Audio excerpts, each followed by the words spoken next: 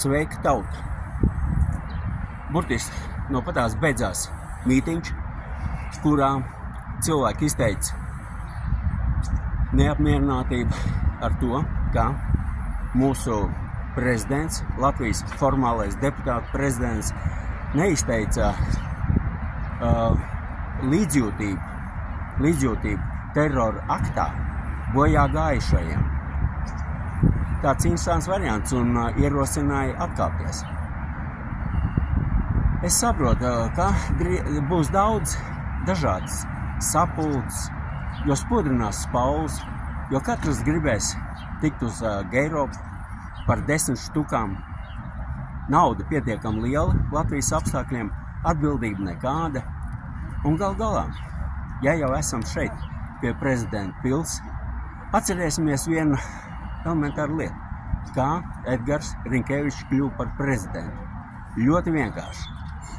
Bija vienošanās starp smagiem noziegumiem apsūdzēto Lembergu un viņa dēlu, kurš sēdēja cietumā, bet, lai Edgars Rinkevičs kļūtu par prezidentu, vajadzēja Lemberga partijas balss.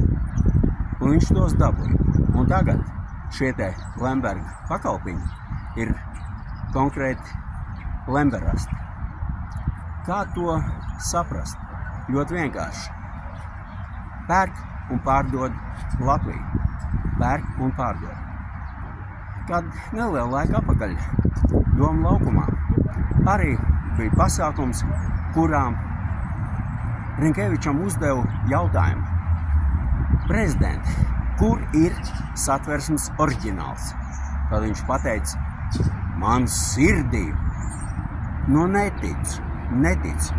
Godīgi, ja Edgars būtu pateicis, ka mans Satversme ir pie pakaļs, vai precīzāk tur iekšā, tu zini, Edgar, es varu būt par tevi cienīt.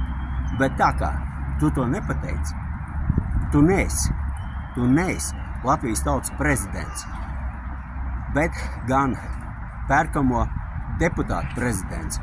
Pie tā arī paliekam. Un attiecīgi daudz tavu noslēgtie līguma attiecībā par Latvijas palīdzību, tur bija vajadzīgs referendums. Un kas tev deva tiesības to darīt Latvijas tautas vārdā? Sigurds Graudiņš, Vesmelgrauja politiskais bojavīgs.